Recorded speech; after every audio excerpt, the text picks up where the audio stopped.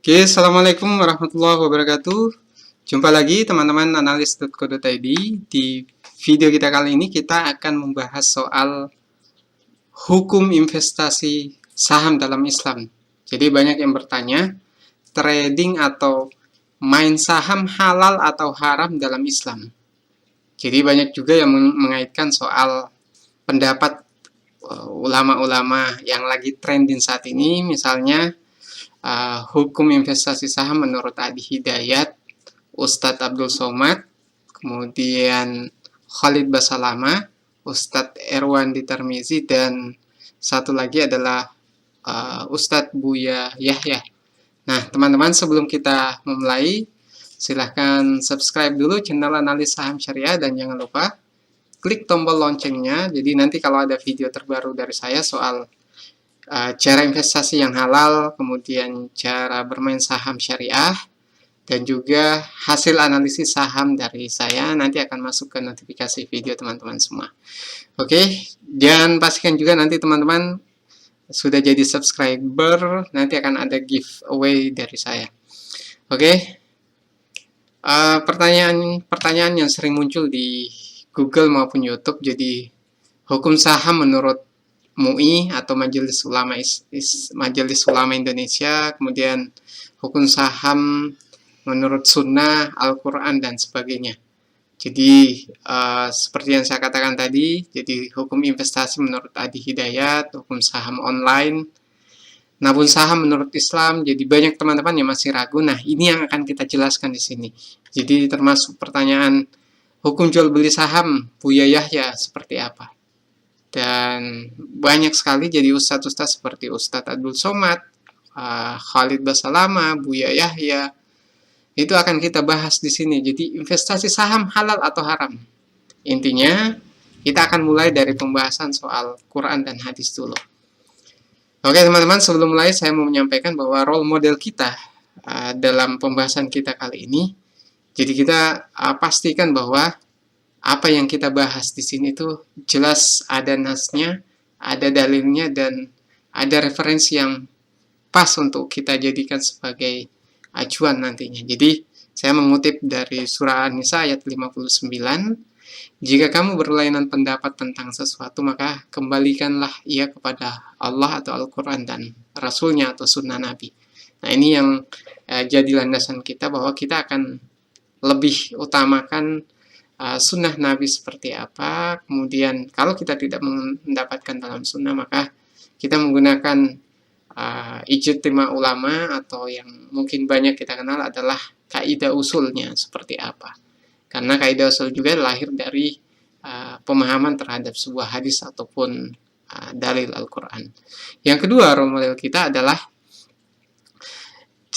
teman-teman harus paham bahwa dalam Al-Quran juga kita dilarang untuk mengharamkan yang baik-baik dari apa yang Allah telah halalkan buat kamu. Artinya kalau ada sesuatu yang halal, itu jangan sampai kita mengharamkan, karena menghalalkan yang haram itu sama hukumnya dengan mengharamkan yang halal. Jadi ini landasan utama kita sebelum kita mulai pembahasan ini. Oke, selanjutnya teman-teman, sebelum itu kita bahas dulu bagaimana sih prinsip investasi yang sebenarnya. Jadi Rasulullah SAW bersabda, ingatlah barang siapa yang menjadi wali anak yatim yang memiliki harta, hendaklah dia menggunakannya berbisnis atau keuntungannya untuk anak yatim. Jangan membiarkan harta itu habis dimakan oleh sedekah. Jadi pemahaman di sini bahwa harta anak yatim tidak sebaiknya dikembangkan, entah itu dengan jalan bisnis ataupun investasi. Itu adalah sunnah Nabi, teman-teman. Jadi jangan sampai kita menghabiskannya hanya membayar sedekah sekalipun sedekah itu positif, tapi meninggalkan anak yatim dalam kondisi berkecukupan itu jauh lebih baik daripada mereka dalam kondisi tidak punya apa-apa. Oke. Kemudian pada dasarnya segala bentuk muamalah itu boleh dilakukan. Jadi termasuk yang kita bahas dalam hal ini saham. Nanti pendapat Ustadz Adi Hidayat, kemudian Ustadz Abdul Somad, Khalid Basalama juga akan kita bahas nanti. Jadi dalilnya adalah dari kaidah usul. Jadi al-aslu fil muamalat al-ibahah malam yadullah dalilun ala tahrimiha. Jadi asalnya itu semua boleh sepanjang tidak ada dalil khusus yang mengharamkan bentuk investasi tersebut. Nah, teman-teman, di sini ada dalil Al-Quran yang soal investasi. Nabi Yusuf pernah ditanya soal mimpi. Nah, kemudian dijawab oleh beliau bahwa supaya kalian bertanam 7 tahun lamanya sebagaimana biasa, maka apa yang kalian tuai hendaklah kalian biarkan di bulirnya kecuali sedikit untuk kalian makan. Nah, di sini pemahaman ini banyak ditangkap oleh banyak ulama maupun ahli tafsir sebagai dalil investasi, bahwa apa yang kita hasilkan, misalnya teman-teman punya gaji di bulan ini, sebisa mungkin jangan dihabiskan untuk dimakan, sisakan untuk investasi, karena kita tidak selamanya dalam posisi sehat. Bisa jadi kita nanti tidak punya pekerjaan, atau bisa jadi kita sakit dan sebagainya. Maka Islam mengajarkan kita untuk selalu berinvestasi. Nah, itu salah satu dalilnya dari surah Yusuf. Kemudian perlu diketahui teman-teman, kalau ada ajakan investasi, ini lihat di sini ada kaidah usul bahwa al-kharaju bid-dhaman.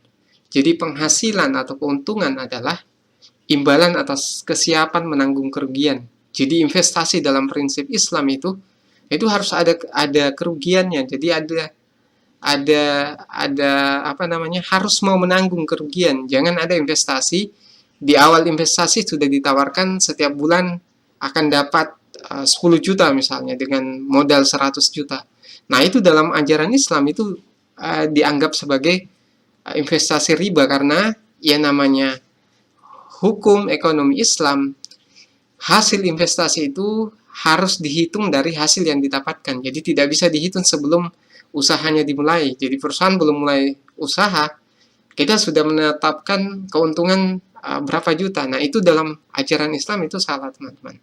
Jadi ini saya sampaikan juga, teman-teman, kalau ada investasi ya, yang intinya dia investasi bodong yang menawarkan keuntungan di awal, maka itu adalah riba dalam pandangan Islam, karena harus ada profit and loss sharing. Jadi teman-teman perhatikan di sini.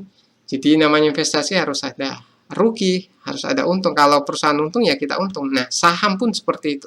Tapi kita akan jelaskan nanti seperti apa. Nah, Umar bin Khattab pun pernah berkata bahwa siapa saja yang memiliki uang, hendaklah ia menginvestasikannya, dan siapa yang memiliki tanah, hendaklah ia menanaminya atau mengolahnya. Ini dari sebuah skripsi yang disampaikan oleh salah satu pakar Hidayat pada tahun 2011. Selanjutnya, resiko dan keuntungan. Nah, ini teman-teman selingan dulu. Jadi perlu diketahui bahwa ya namanya investasi, semakin ini sebenarnya bentuknya kurva, semakin tinggi nilai returnnya, maka semakin ke sana dia risikonya juga akan semakin tinggi. Nah, disinilah gambaran investasi saham, reksadana, dan sektor real.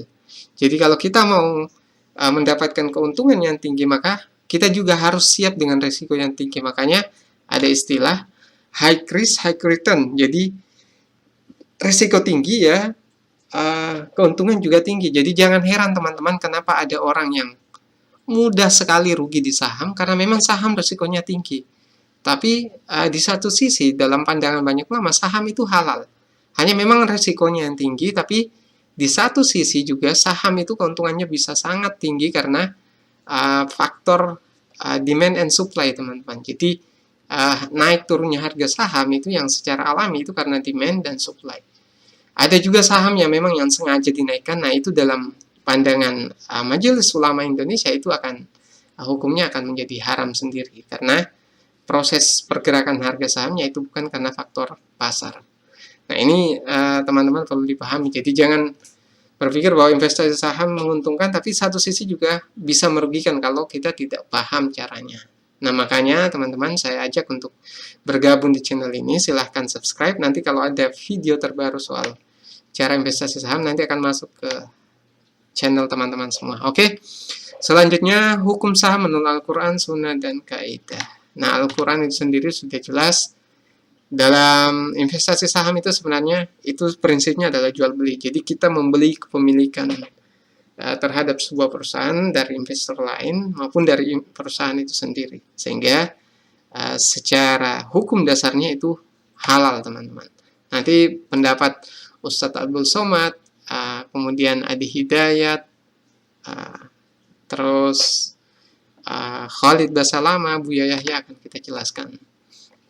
Nah, saham halal atau haram, intinya kita kembali ke dalil lagi bahwa dia bisa saja akan menjadi haram, teman-teman, kalau kita membeli saham yang memang tujuannya untuk bukan untuk untuk menjerumuskan orang lain. Jadi ada istilahnya saham gorengan dalam investasi saham, atau istilahnya buy najash.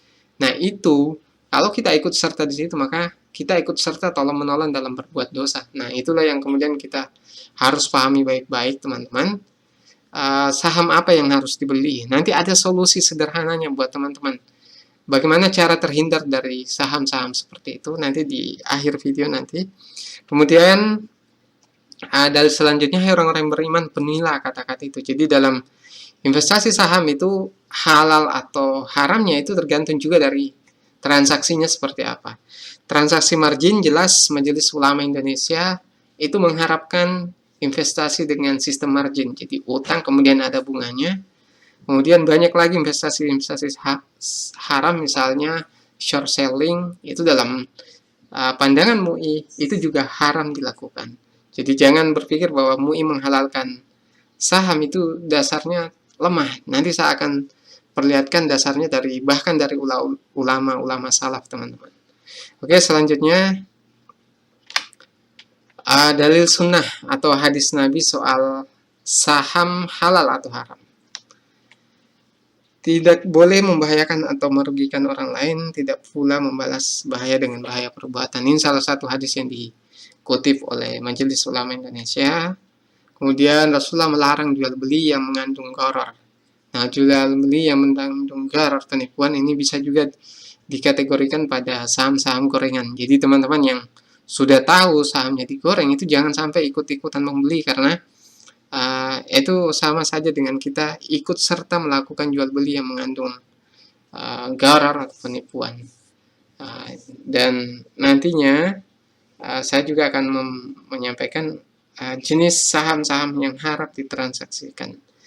Kemudian Rasulullah melarang untuk melakukan penawaran palsu atau najash.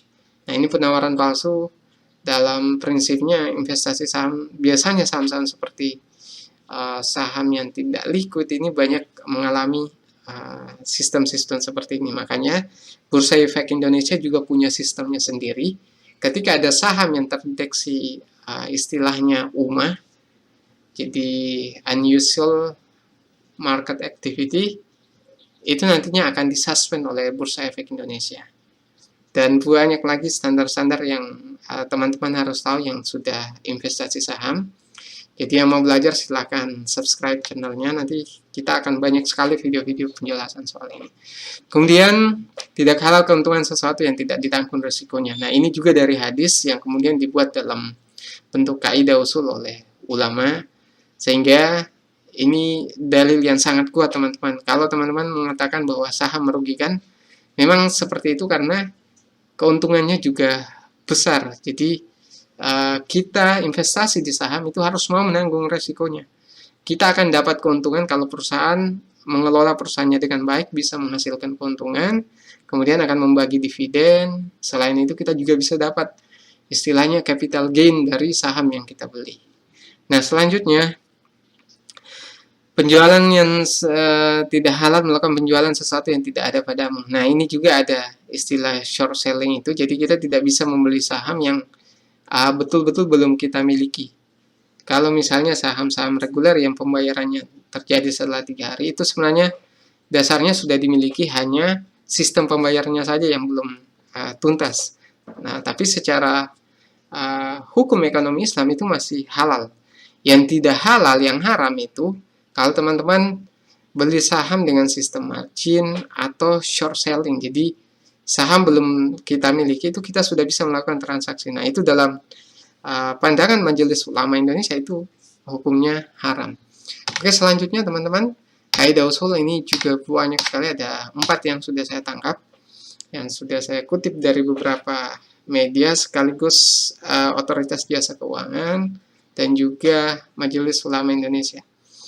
Pada dasarnya segala bentuk muamalah boleh dilakukan sepanjang tidak ada dalil yang mengharamkannya. Ini kaidah usul yang sangat familiar soal investasi saham. Jadi saham itu tidak ada dalil yang mengharamkan bahwa investasi itu haram, karena Nabi sendiri itu juga pernah menjadi pelakunya, di mana investornya waktu itu adalah Khadijah sendiri yang pemilik dananya, sedangkan pengelola dananya waktu itu adalah Nabi yang berdagang. Kemudian banyak sekali ulama-ulama bahkan sahabat Nabi yang melakukan sistem investasi, termasuk tadi ungkapan dari Umar bin Khattab atau yang kita kenal sebagai salah satu dari 4 khalifah, juga menganjurkan investasi dalam pandangan Islam. Kemudian tindakan atau kebijakan imam pemegang otoritas terhadap rakyat harus berorientasi pada maslahat. Jadi saham itu salah satu bentuk kemaslahatan, karena perusahaan syariah, misalnya bank syariah, butuh dana untuk pengembangan, maka dia bisa memungut dana investasi dari investor, dan investor akan mendapatkan hasil kalau perusahaan nantinya untung dari hasil usahanya. Kemudian keuntungan adalah imbalan atas kesiapan menanggung kerugian. Ini juga sudah kita bahas tadi. Kemudian apa saja menjadi perantara terhadap perbuatan haram, maka haram pula hukumnya. Nah, ini teman-teman yang harus pahami, bahwa pastikan pada saat kita transaksi saham menggunakan perusahaan sekuritas yang halal juga, karena dia salah satu perantara kita, dan pastikan untuk berinvestasi di saham-saham yang dikelola oleh perusahaan yang melakukan bisnis secara halal, tanpa riba dan sebagainya.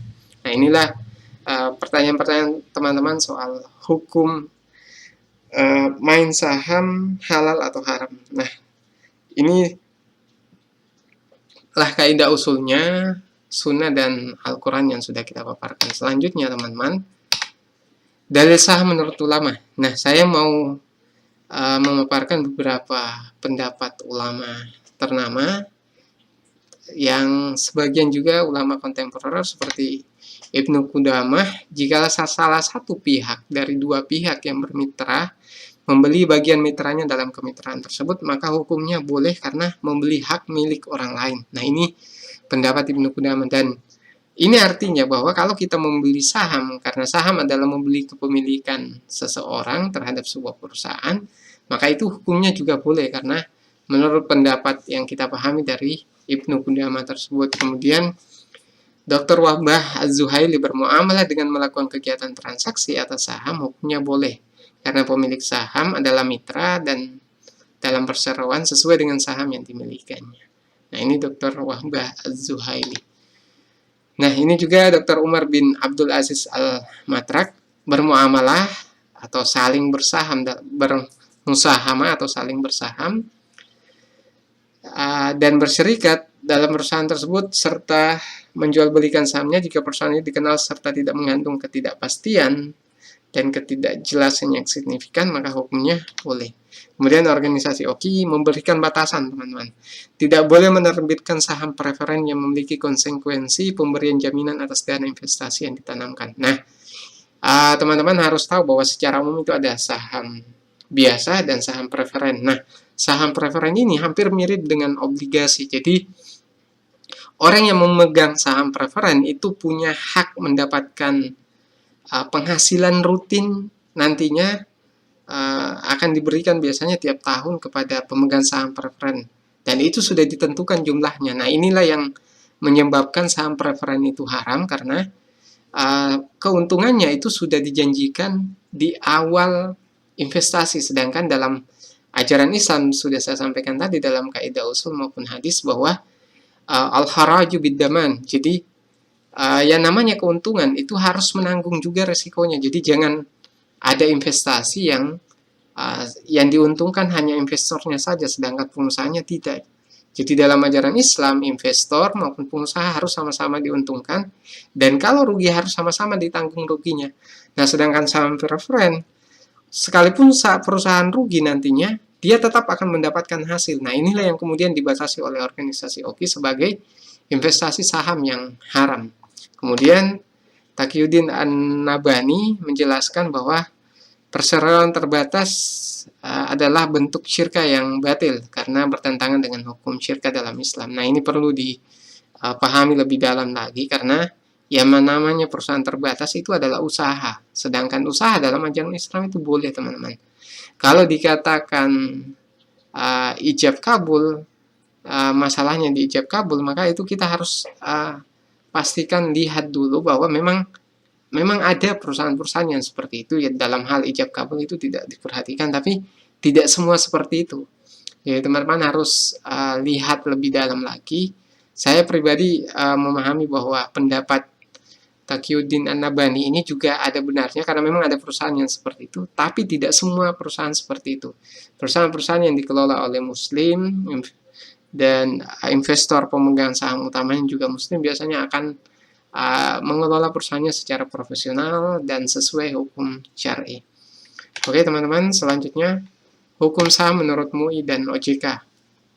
Jadi saham halal, trading saham halal atau haram, kalau menurut MUI jelas-jelas sudah menghalalkan, tapi dengan batasan-batasan teman-teman. Jadi ada saham syariah, ada saham konvensional. Nah, saham-saham yang dikategorikan non syariah itu saham-saham yang menjalankan sistem perjudian, permainan yang tergolong judi, kemudian lembaga keuangan konvensional ribawi, produsen, distributor, serta pedagang saham. Makanan yang haram, kemudian yang bersifat mendatangkan mudarat, melakukan investasi pada emiten yang pada saat transaksi tingkat atau nisbah hutang perusahaan kepada lembaga keuangan ribawi lebih dominan dari modalnya. Nah, ini yang jadi pembahasan utama kita nanti soal kenapa Majelis Ulama Indonesia bisa menghalalkan saham. Nah, ini nanti ada dasarnya teman-teman, kita bahas di slide selanjutnya nanti. Oke. Nah, ini dasarnya fatwa dari Dewan Syariah Nasional Majelis Ulama Indonesia nomor 40 tahun 2003. Teman-teman nanti kalau mau ini silakan, saya sudah siapkan linknya, bisa dicek langsung kalau misalnya kurang yakin. Kemudian selanjutnya efek syariah itu dalam pasal modal dan peraturan pelaksanaan menurut otoritas jasa keuangan. Jadi ini kode logo otoritas jasa keuangan, akad atau cara pengelolaan kegiatan usaha, aset yang menjadi landasan dan aset yang terkait dengan efek tidak bertentangan dengan prinsip syariah di pasar modal. Ini standar yang ditetapkan oleh otoritas jasa keuangan. Nah, ini ada di POJK nomor 15 tahun 2015. Linknya sudah ada di sini, teman-teman. Kemudian selanjutnya, kegiatan dan jenis usaha yang bertentangan dengan prinsip syariah di pasar modal mencakup antara lain perjudian, jasa keuangan ribawi. Ini kurang lebih hampir sama dengan apa yang disampaikan oleh yang ditetapkan oleh Majelis Ulama Indonesia. Memproduksi, mendistribusikan, memperdagangkan, menyediakan atau lain barang atau jasa yang haram. Barang atau jasa haram bukan karena zatnya. Barang atau jasa yang merusak moral yang bersifat mudarat. Nah, ini teman-teman, ini adalah POJK nomor 15 tahun 2015 juga, jadi sama dengan sebelumnya. Linknya juga sama. Oke teman-teman, ini tidak ada yang signifikan yang bisa kita ulas lebih dalam di sini. Yang jelas akan kita fokus membahas soal landasan MUI kenapa ada hukum syariah, ada saham syariah dan ada saham konvensional. Landasannya seperti apa? Oke, landasan kehalalan saham oleh MUI. Oke teman-teman, sebelum lanjut silakan subscribe dulu channel analis saham syariah dan klik tombol loncengnya. Nanti akan ada video baru soal cara investasi yang halal, cara investasi saham, dan hasil analisis saham dari saya. Selain itu teman-teman nanti akan ada kesempatan dapat giveaway dari saya khusus yang sudah jadi subscriber nantinya. Oke, kita selanjutnya. Nah, landasan dalil MUI soal kehalalan saham. Jadi teman-teman yang bertanya hukum investasi saham menurut Islam oleh Adi Hidayat, Ustadz Abdul Somad, Buya Yahya, Khalid Basalamah, ini kita bahas setelah slide ini. Oke, dasarnya ini yang pertama, perlu teman-teman ketahui bahwa ada dalil izajtama'al halalu wal haramu ghalabal haram. Jadi ketika bercampur yang halal dengan yang haram, maka yang dimenangkan adalah yang haram. Nah, ini kemudian jadi pertanyaan banyak ulama, termasuk Erwandi Tarmizi tadi, yang Ustadz Erwandi Tarmizi yang saya sebutkan tadi. Beliau mengkritik kenapa saham itu bisa halal. Tapi perlu diketahui bahwa dasar ini sebenarnya dari hadis juga, kemudian ditetapkan dalam bentuk kaidah usul. Tapi kita perlu tahu bahwa asbabul wurud dari hadis tersebut adalah terkait soal sesuatu yang tercampur dari bentuk cairan. Jadi teman-teman, karena cairan memang ketika bercampur, entah itu misalnya susu dengan arak bercampur, itu sulit membedakan mana yang halal dan yang haram, sehingga sekalipun yang haramnya lebih sedikit dari yang halal, itu tetap akan dihukumi haram. Berbeda dengan harta, teman-teman. Jadi ini perlu saya jelaskan. Jadi apabila bercampur antara yang halal dan haram, maka percampuran tersebut dihukumi haram. Nah, ini dalil kaidahnya. Tapi perlu dipahami bahwa kaidah ini digunakan untuk menjelaskan hukum benda yang bercampur antara yang halal dengan yang haram.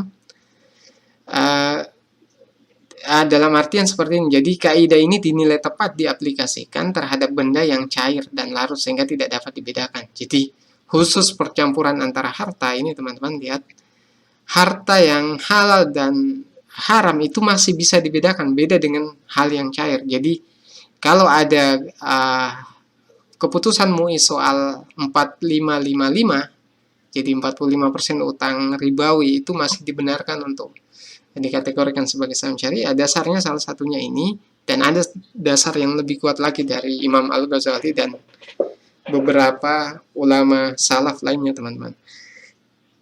Jadi dalam kasus percampuran antara harta yang halal, maka kaidah idza ijtamal halalu wal haramu ghalabal haram ini tidak bisa diterapkan, teman-teman.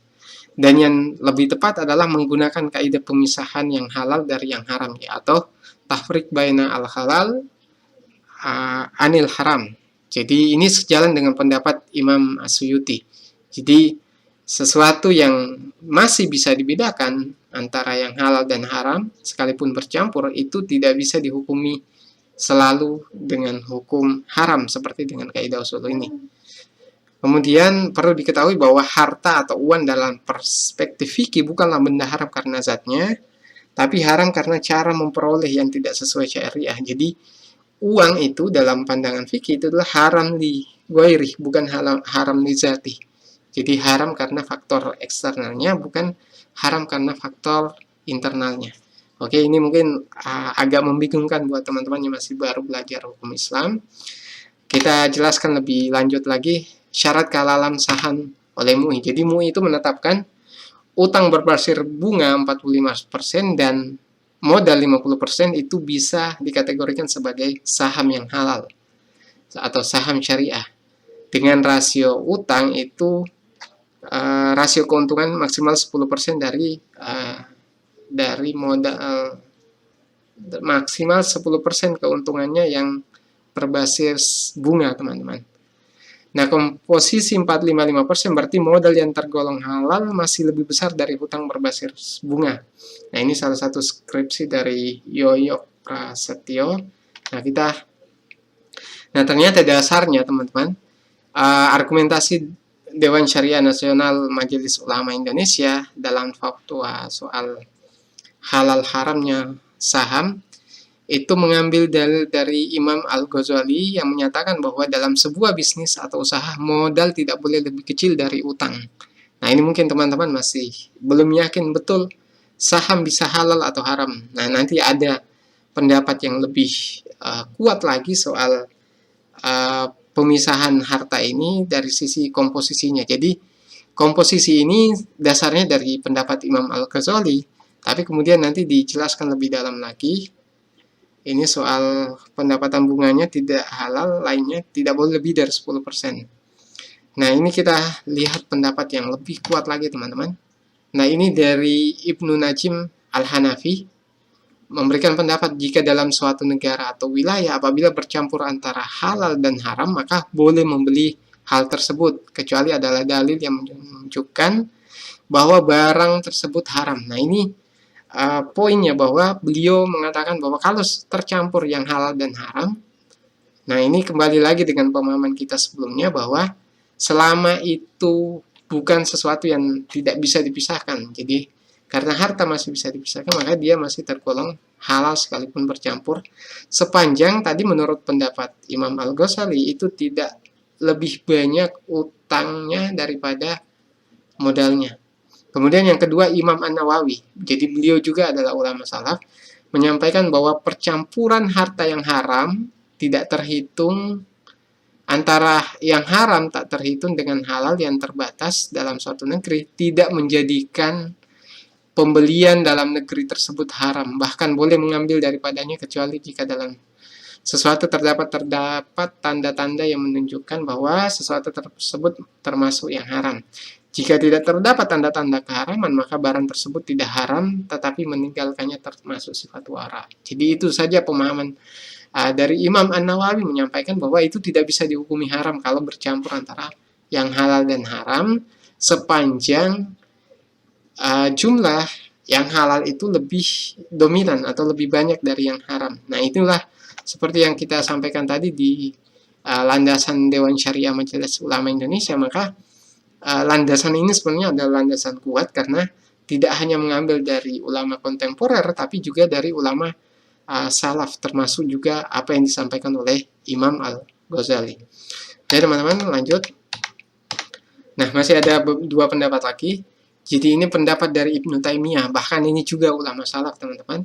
Ini yang perlu kita garis bawahi, bahwa jika sesuatu yang halal lebih dominan, maka muamalah tersebut tidak bisa dihukumi haram. Nah inilah landasan yang sangat kuat yang bisa teman-teman jadikan landasan kenapa ada saham syariah. Jadi dalam pandangan Ibnu Taimiyah, saham itu masih, kalau kita kaitkan dengan saham, bahwa saham itu masih syariah sepanjang yang halal lebih dominan dari yang haram. Nah ini juga perlu kita pahami teman-teman dari ini tadi dari utang berbasis bunga 45% dan apa yang disampaikan oleh Imam Al-Ghazali, bahwa dalam sebuah bisnis usaha modal tidak boleh lebih kecil dari utang. Artinya apa? Perusahaan yang sekalipun semua utangnya itu dari utang bukan ribawi atau utang dari bank syariah misalnya, itu bisa saja tetap dikategorikan sebagai saham yang tidak syariah atau bukan saham syariah kalau utangnya ternyata lebih besar dari modalnya, menurut pemahaman Imam Al-Ghazali, atau apa yang kita tangkap dari pendapat Imam Al-Ghazali tadi. Jadi tidak mesti harus dengan standar bahwa 45%, bahkan tanpa utang berbasis bunga pun itu bisa haram sahamnya kalau dia nilainya lebih banyak dari nilai utangnya lebih banyak dari modalnya. Itu artinya teman-teman dalam memilih saham nantinya pastikan memilih saham-saham yang utangnya kecil, jangan saham-saham yang utangnya terlalu besar. Nah itu menurut pemahaman saya, tapi dalam batasan saham syariah maupun saham non syariah itu standarnya melalui pendapat MUI. Oke, selanjutnya teman-teman, Ibnu Rajab Al-Hambali menyampaikan, adapun jika permasalahan untuk menjalin kontrak dagang dengan seseorang dalam hartanya terdapat harta yang halal dan haram yang bercampur, namun harta halal lah lebih banyak, maka boleh menjalin kontrak dagang dengannya dan memakan hartanya. Jadi ini pendapat Ibnu Rajab Al-Hambali juga dari ulama salaf. Artinya kalau dia bercampur itu tidak masalah sepanjang harta halalnya lebih banyak. Nah inilah landasan tambahan, landasan kuat kenapa batasan 4555 itu dari utang yang sifatnya ribawi dari perusahaan tersebut masih bisa dikategorikan sebagai saham syariah. Karena memang landasannya sangat kuat dari Imam An-Nawawi, kemudian Ibnu Rajab Al-Hambali, dan tadi Ibnu Taimiyah juga memberikan pendapat yang sama teman-teman. Jadi saya pun pribadi, kalau saya sampaikan, sebelum menemukan pendapat ini saya juga masih ragu soal investasi saham. Tapi setelah tahu, baru kemudian saya jadi yakin bahwa investasi saham memang halal. Tapi teman-teman harus perhatikan nanti, tetap saja ada saham yang haram. Jadi Majelis Ulama Indonesia juga tetap memberikan batasan mana saham halal, mana saham syariah. Jadi ini akan kita bahas juga nanti. Nah, sumber ini dari skripsi Aina Aridatun Nisa atau NASA. Ini di tahun masih baru, tahun 2019 dari UIN Sunan Ampel, Surabaya, teman-teman. Kalau mau dicari silahkan, atau cari di bloganalis.co.id. Kemudian selanjutnya teman-teman, sesuai janji saya bahwa kita akan bahas hukum saham dalam Islam menurut Adi Hidayat, Khalid Basalamah seperti apa, atau hukum saham menurut Ustadz Erwandi Tarmizi, Buya Yahya, UAS, atau Ustadz Abdul Somad. Itu akan kita bahas. Oke teman-teman, sebelum lanjut, silakan subscribe dulu channel Analis Saham Syariah dan klik tombol loncengnya. Nanti akan ada notifikasi video terbaru dari saya soal cara investasi syariah, cara investasi saham, dan hasil analisis saham dari saya. Dan satu lagi, nanti akan ada giveaway untuk para subscriber setia dari channel Analis Saham Syariah. Dan buat teman-teman yang malas nonton video, lebih senang baca artikel, jangan lupa sempatkan berkunjung ke blog analis.co.id. Oke, selanjutnya Ustadz Abdul Somad akan kita bahas, akan kita lihat penjelasannya. Bagaimana hukum jual beli saham, Pak Ustadz? Saham tersebut dari perusahaan yang bergerak di bidang halal seperti perkebunan, konstruksi, tapi dalam menjalankan bisnis mereka terlibat dengan bank, biasanya mengandung unsur riba. Hampir semua perusahaan pasti terlibat dengan bank dan perusahaan. Perusahaan sekali tidak sama dengan bank.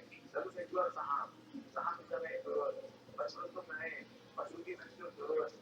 Apapun nama transaksinya, boleh beli saham, apa namanya lagi, transaksi e-commerce, apapun nama transaksinya, kalau selama dari yang tiga boleh. Apa yang tiga itu tidak ada tipu, tidak ada zulm, tidak ada orang gambling. Kalau bersih dari yang tiga, lanjutkan. Oke teman-teman, jadi Ustadz Abdul Somad, jadi hukum main saham menurut Ustadz Abdul Somad, selama tidak ada salah satu dari unsur berikut ini, yaitu al-ghish atau penipuan, zulm, aniaya, dan maisir atau gambling atau judi, maka itu boleh menurut pandangan Ustadz Abdul Somad. Jadi 3 hal ini yang perlu diperhatikan buat teman-teman. Sekaligus beliau menyampaikan bahwa untuk bertanya ke pakarnya yang lebih paham soal ini. Jadi dapat kita simpulkan bahwa hukum jadi main saham halal atau haram menurut Ustadz Abdul Somad itu sudah jelas disampaikan bahwa boleh selama batasan-batasan ini tidak dilanggar. Tapi perlu kita ketahui bahwa Majelis Ulama Indonesia juga menetapkan standar-standar seperti ini, teman-teman. Jadi selanjutnya kita lihat pendapat Ustadz Buya Yahya. Jadi beliau Ada hukum asal pada dasarnya sama. Adalah diperkenankan. Misalnya, buat toko itu dibuat 4 orang. Untuk membuka toko itu, untuk membuka modalnya adalah 1 miliar. Dikumpulkan dari 4 orang. 250 juta, 4 orang. Artinya setiap orang bagian daripada toko tersebut adalah 25%. Berkembanglah perusahaan tersebut. Soalnya perusahaan menjadi gede, tetap saya adalah memiliki 25%. Yaitu nilainya tidak lagi 250 juta. Mungkin nilainya menjadi 1 miliar. Karena kalau dilihat asetnya menjadi 4 miliar. Maka bagian saya dari perusahaan tersebut adalah 25%. Seperti itu. Kemudian suatu ketika, saya butuh, saya ingin keluar dari perusahaan tersebut. Akan saya jual. Boleh pada dasarnya. Cuma kami dengar dari pakar ahlinya ekonomi itu banyak bohongan. Gak ada barang yang untuk main saja. Seorang jual ini jual itu gak ada sesuatu itu bohongan. Selagi bohong. Tidak ada yang bergantung bohong. Tidak ada yang jual biang yang bohong. Maka itu adalah saham ada salah bohongan. Jadi tentang ini itu lagi tidak ada. Jika betul seperti itu bagus. Oke teman-teman, jadi hukum beli saham menurut Ustadz Buya Yahya itu ada batasannya. Jadi selama investasi itu tidak mengandung kebohongan, jadi hukum asalnya menurut beliau adalah saham adalah boleh. Tapi kalau dia mengandung kebohongan, beliau menjelaskan lebih lanjut bahwa kalau transaksinya hanya angka-angka saja, tidak ada real sahamnya, maka itu haram. Jadi ini teman-teman juga harus tahu bahwa di bursa efek, bukan bursa efek ya, perusahaan sekuritas banyak yang menawarkan transaksi dari indeks. Nah, transaksi indeks saham ini sama sekali tidak mewakili sahamnya dan tidak mewakili perusahaannya. Jadi itu hanya main jual beli angka saja. Berbeda dengan kalau kita investasi saham langsung secara online, bukan indeksnya, itu memang mewakili perusahaannya. Kita jual beli kepemilikan terhadap perusahaan. Jadi saya sepakat apa yang dikatakan beliau bahwa memang kalau transaksi sahamnya itu hanya angka-angka saja dari indeks, itu haram. Saya pun demikian, saya tidak pernah transaksi saham dari indeks, termasuk dari indeks mata uang asing itu sama sekali tidak pernah. Bahkan forex, saya pun menurut saya masih haram menurut saya kalau memang tujuannya untuk diperjualbelikan, bukan untuk digunakan transaksi real selanjutnya. Jadi kalau teman-teman juga bertanya soal hukum forex, saya pribadi sekalipun mungkin MUI ada yang menghalalkan, tapi saya pribadi tidak bisa kalau itu memang tujuannya untuk menjadikan itu sebagai komoditas. Kemudian selanjutnya saham yang dijual harus sudah dimiliki. Nah ini juga aturan juga Majelis Ulama Indonesia sesuai dengan yang disampaikan oleh Ustadz Buya ya, bahwa saham yang dijual itu memang sudah harus dimiliki. Saya pun demikian, saya tidak pernah investasi saham dari saham-saham yang sistemnya sistem short selling. Jadi short selling itu juga kita bisa jual beli saham yang sama sekali belum kita miliki sahamnya. Nah itu haram dalam Islam. Jadi teman-teman kalau investasi saham, solusinya adalah buka akun di perusahaan sekuritas syariah dan investasi hanya di saham syariah saja. Selebihnya teman-teman akan sudah aman berinvestasi, berkah, tanpa harus memikirkan lagi halal atau haram. Jadi pilih akun syariah dulu, itu kuncinya. Karena di sana nanti teman-teman akan investasi di saham-saham syariah saja. Jangan pakai akun yang umum kalau saya sampaikan. Oke, selanjutnya teman-teman. Nah, beliau juga menyarankan untuk tanya pendapat ulama lainnya untuk yang informasi lebih jelasnya soal saham halal atau haram dalam pandangan Islam. Nah, kemudian selanjutnya adalah Ustadz Khalid Basalamah. Jadi kita lihat ungkapan beliau seperti apa. Transaksi jual beli saham, mana Ustaz yang dijawab? Boleh saja.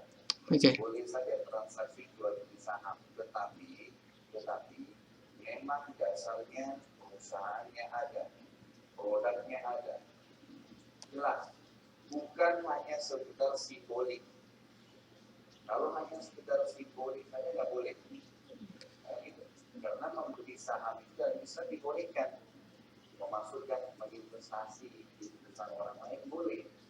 Kalau itu real, perusahaannya ada, produknya ada, apa-apa. Tapi kalau nggak ada, nggak boleh. Kalau nggak ada, nggak boleh. Jadi makanya kita tidak boleh transaksi yang tidak kelihatan. Jadi produk itu gini. Oke teman-teman, jadi menurut pemahaman beliau, apa yang disampaikan oleh beliau, jadi pendapat Khalid Basalamah soal hukum investasi saham itu pada dasarnya boleh. Jadi membeli saham dalam Islam itu dibolehkan, tapi batasan yang beliau sampaikan itu harus jelas, ada perusahaannya dan ada produknya. Jadi ini hampir sama dengan apa yang pendapat yang disampaikan oleh Buya Yahya bahwa itu tidak bisa dengan main angka-angka saja. Jadi teman-teman, saya sarankan kalau memang tertarik investasi saham, maka investasi di saham saja, jangan trading saham, indeks saham, karena itu jelas-jelas haram, karena itu bukan mewakili perusahaan itu sendiri, tapi nilai pergerakan angka-angka saja yang diperjualbelikan. Kemudian sistemnya jauh dari manipulasi yang disampaikan oleh Ustadz Khalid Basalamah, yaitu jangan ada kezaliman, jangan ada riba dan lainnya. Jadi hampir sama dengan apa yang disampaikan oleh Ustadz Abdul Somad. Nah itu yang saya sampaikan teman-teman, bahwa buat akun di perusahaan sekuritas syariah. Buat teman-teman yang belum tahu caranya, ini silahkan lihat di sini, nanti ada apa namanya, link soal cara membeli saham. Buat teman-teman yang mau buka di perusahaan akun sekuritas syariah nanti akan ada panduannya. Oke, selanjutnya teman-teman, Ustadz Adi Hidayat. Nah, ini saya juga sudah mencari videonya kemana-mana ya teman-teman. Mohon maaf saya tidak menemukan dalilnya atau apa yang disampaikan beliau soal hukum saham, tapi beliau sendiri saya pernah melihat videonya, ini soal forex. Beliau bahkan membolehkan forex teman-teman, dengan landasan dalil beliau bahwa pertukaran uang yang sama jenisnya itu tidak boleh, tapi kalau beda jenis antara rupiah dengan dolar itu boleh. Tapi kalau saya pribadi, forex itu tidak sulit untuk kita temukan kehalalannya karena memang dia pertukarannya dari hal yang berbeda, tapi perlu dicatat bahwa yang dilakukan pada waktu itu adalah jual beli mata uang yang pada dasarnya menjadikan uang itu sebagai komoditas, sehingga forex itu kalau menurut saya itu haram karena memang yang dijadikan komoditas uangnya. Jadi uang itu bukan ditukar untuk kemudian digunakan belanja, tapi memang dijadikan alat jual beli, bukan alat jual beli, sebagai komoditas yang diperjualbelikan. Sedangkan dalam Islam itu tidak dibolehkan karena itu masuk dalam kategori riba teman-teman. Oke, selanjutnya Ustadz Erwandi Tarmizi. Jadi pendapat hukum saham menurut Ustadz Erwandi Tarmizi. Jadi saham halal atau haram, atau saham haram atau halal menurut Ustadz Erwandi Tarmizi. Nanti kita lihat videonya teman-teman. Fatwa dan syariah dewasa sebenarnya yang tidak syariah. Dia menfatwakan untuk saham yang sesuai syariah bahwa sebuah perusahaan memiliki pinjaman riba di bawah 50% dari perusahaan halal dan syariah. Berarti riba di bawah 50% halal.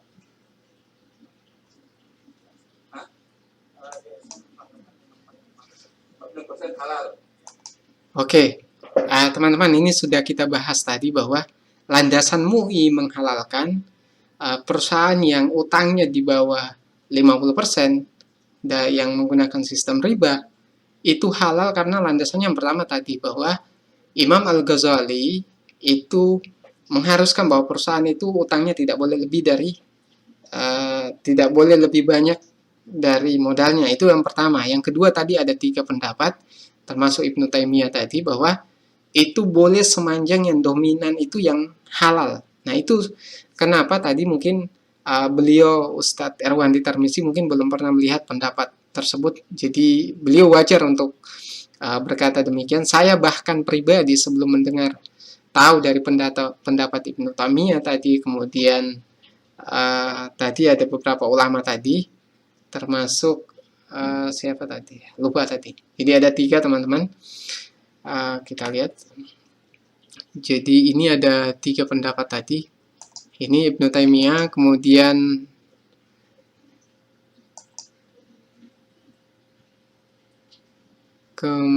Imam An-Nawawi tadi. Jadi Imam An-Nawawi itu sepanjang yang halal juga lebih dominan, maka itu masih dibolehkan teman-teman.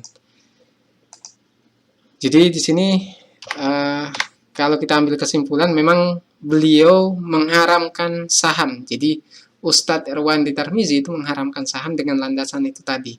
Tapi kita sudah punya dalilnya teman-teman, bahwa itu bahkan itu pendapat dari Imam Salaf. Jadi bukan dari ulama kontemporer saat ini yang membolehkan persentase utang, persentase kehalalan itu di atas 50%, atau kalau utang ribawinya 45% maksimal itu masih dibolehkan dalam pandangan ulama-ulama salaf tadi, yang kemudian diadopsi oleh Majelis Ulama Indonesia sebagai hukum saham syariah. Jadi kalau pendapat Ustadz Erwandi Tarmizi, memang saya mungkin wajar beliau berpendapat demikian. Saya bahkan juga sama dengan beliau, tidak sepakat dengan pendapat Majelis Ulama Indonesia, tapi nyatanya ulama-ulama salaf pun itu sudah menggarisbawahi bahwa itu masih dihukumi halal kalau bercampur antara yang halal dengan haram, tapi yang haramnya itu jauh lebih sedikit atau maksimal 45% dalam pandangan Majelis Ulama Indonesia. Oke teman-teman, kita sudah membahas ini. Nah, kesimpulannya, jadi jenis saham yang halal dan haram. Jadi dari apa yang kita paparkan tadi, saya mau menyimpulkan sekaligus memberikan pemahaman kepada teman-teman semua bahwa pada dasarnya perusahaan yang saham syariah itu dilihat dari 3 aspek, yaitu yang pertama adalah perusahaan yang menerbitkan saham, jadi harus dari perusahaan yang bebas rugi, bebas judi, bebas korak, dan lainnya. Ini standar yang ditetapkan oleh Majelis Ulama Indonesia. Jadi dalam menetapkan standar ini, Majelis Ulama Indonesia juga punya dasar yang kuat, teman-teman. Jadi bukan hanya sekedar menetapkan, dan itu pendapat dari ulama salaf. Kemudian cara penerbitan sahamnya. Nah, ini yang kita bahas tadi soal saham preferen, itu tidak bisa dan haram kalau dia saham biasa, di mana pemilik saham baru dapat hasilnya. Kalau perusahaan untung, maka itu boleh. Kalau saham preferen, maka itu haram, teman-teman. Tidak dibenarkan penerbitan saham preferen dalam ajaran Islam karena prinsip al-kharaju ad-daman. Jadi prinsipnya tadi bahwa investasi itu harus sesuai antara resiko dan keuntungannya. Jadi harus menanggung resikonya, jangan cuma mau menerima keuntungan. Kemudian akad ketika bertransaksi saham. Nah, teman-teman, ini harus saya sampaikan lagi tadi. Kunci utamanya adalah buka akun syariah di perusahaan sekuritas. Jadi pakai akun syariah, jangan akun konvensional, karena kita pasti akan terhindar dengan sistem ini, karena dalam akun syariah tidak ada short selling, tidak ada buy najas, tidak ada tadlis. Intinya kita transaksi murni investasi, bukan hanya full trading yang tujuannya hanya mengambil keuntungan dari pergerakan harga saham. Jadi bukan niat investasi. Jadi buat teman-teman yang berinvestasi di saham, kalau sudah mendengar pemaparan dari saya soal hukum investasi saham, mengenai pendapat ulama, Ustadz Abdul Somad, Khalid Basalamah, kemudian Ustadz Erwandi, dan Ustadz Ad-Hidayat, maka teman-teman sudah bisa memutuskan saham itu halal, karena memang dasarnya kuat dari ulama-ulama salaf juga. Oke teman-teman, sebelum mengakhiri video ini, pastikan sudah subscribe channel Analis Saham Syariah, dan jangan lupa berkunjung ke blog analis.co.id. Buat subscriber nanti akan ada giveaway dari saya, teman-teman. Oke, kita sudah sampai di ujung videonya. Buat teman-teman, kalau ada yang kurang jelas atau ada permintaan mau membahas tema apa lagi, silahkan komentar di bawah, tapi pastikan subscribe dulu biar bisa didahulukan pertanyaannya. Kemudian buat teman-teman yang mau membaca soal cara bermain saham yang khususnya saham-saham syariah, pastikan berkunjung ke blog analis.co.id dan sudah subscribe channel Analis Saham Syariah. Oke teman-teman, analis.co.id, lebih dan kurangnya mohon dimaafkan kalau ada yang salah dari pemaparan saya soal main saham halal atau haram, atau hukum investasi saham menurut Adi Hidayat, Ustadz Abdul Somad, Khalid Basalamah, dan sebagainya. Mohon dimaafkan dan tolong berikan kritikannya melalui komentar di bawah. Mungkin itu dari saya, lebih dan kurangnya mohon dimaafkan. Assalamualaikum warahmatullahi wabarakatuh.